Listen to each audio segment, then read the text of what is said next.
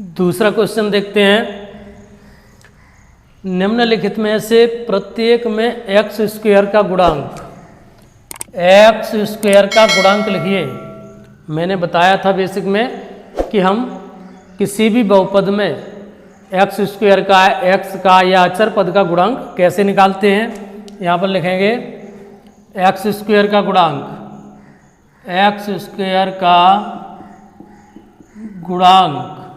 कितना है। X square का गुणांक यहाँ पर 1 है। एक्स स्क्वायर का गुणांक इक्वल टू 1। आगे देखेंगे 2 minus x square plus x square, यहाँ पर भी एक्स स्क्वायर का गुणांक, यहाँ पर देखिए एक्स स्क्वायर के आगे माइनस लगा है, तब यहाँ एक्स स्क्वायर का गुणांक हो जाएगा -1। तीसरा देखेंगे एक्स स्क्वायर का गुणांक, एक्स स्क्वायर का गुणांक क्या है, π/2 एक्स स्क्वायर प्लस एक्स, तब यहाँ गुणांक हो गया π/2, π/2। आगे देखेंगे √2x - 1। अब यहाँ पर तो एक्स स्क्वायर है ही नहीं, तब हम क्या बताएंगे यहाँ पर कि इस बहुपद में एक्स स्क्वायर का गुणांक 0 है। लिख देंगे एक्स स्क्वायर का गुणांक इक्वल टू 0। अगला क्वेश्चन देखते हैं।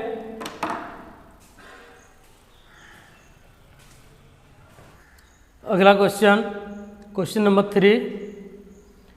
35 घात के द्विपद का 100 घात के एक पदी का, 35 घात का द्विपद और 100 घात के एक पदी का एक एक उदाहरण दीजिए।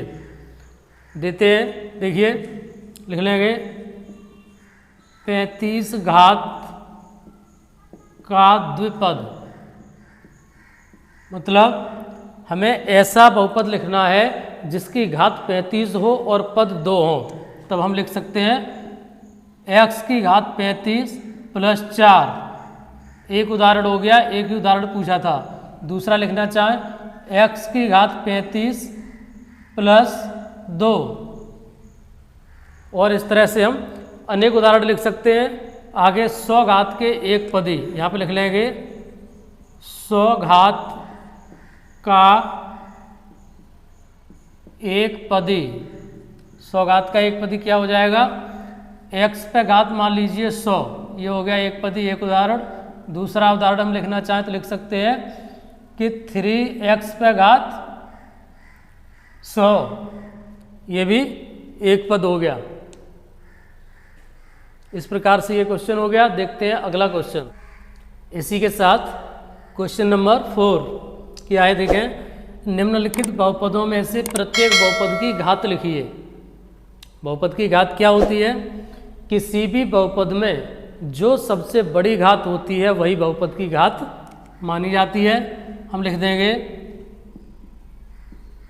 बहुपद की घात बराबर, बहुपद की घात कितनी है, 5x³ + 4x² + 7x। सबसे बड़ी घात कौन सी है, 3। तो हमने यहाँ पे लिख दिया बहुपद की घात बराबर 3। आगे 4 - y², बहुपद की घात कितनी हो गई, बहुपद की घात बराबर 2। 5t - √7, यहाँ पर भी लिखेंगे बहुपद की घात कितनी है, 1। देखें लास्ट, अब इसमें सिर्फ एक अचर पद है, इसलिए हम लिख देंगे बहुपद की घात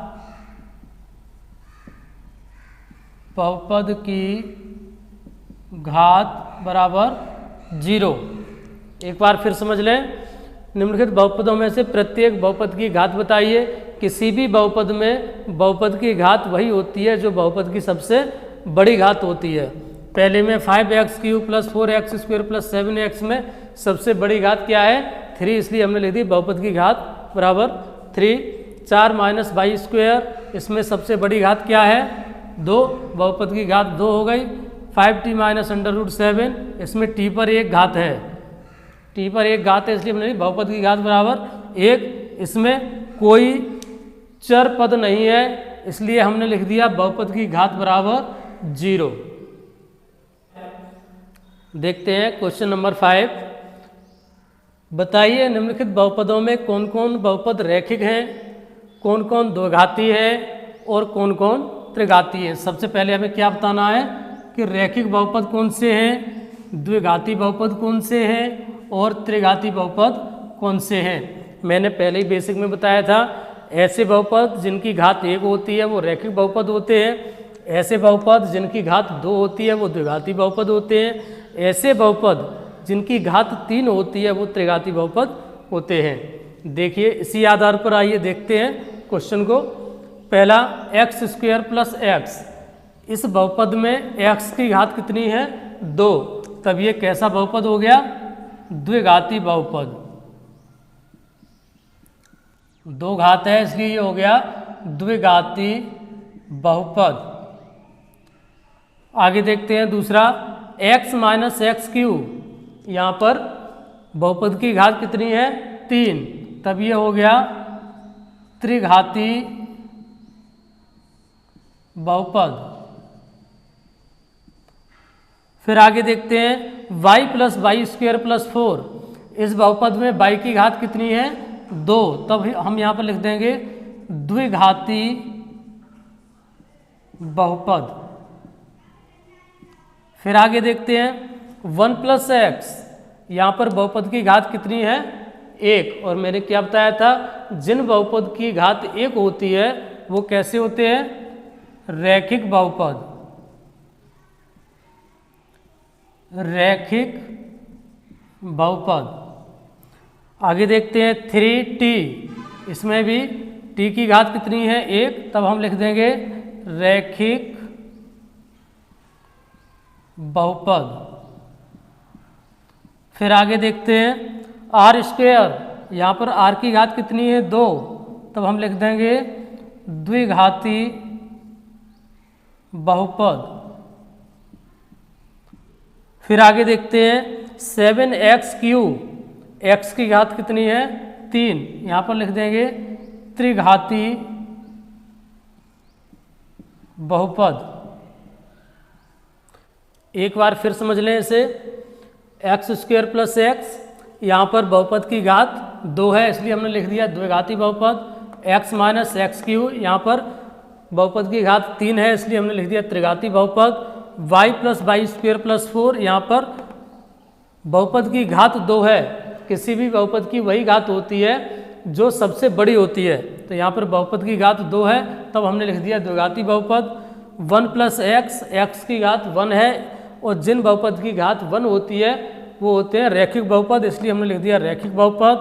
3t, t की घात 1 है इसलिए यहाँ पर भी हमने लिख दिया रैखिक बहुपद। r², r की घात 2 है इसलिए हमने लिख दिया द्विघाती बहुपद। 7x³, यहाँ पर x की घात 3 है इसलिए हमने लिख दिया त्रिघाती बहुपद। इस प्रकार से ये एक्सरसाइज समाप्त हो गई। अब हम देखते हैं अगली एक्सरसाइज।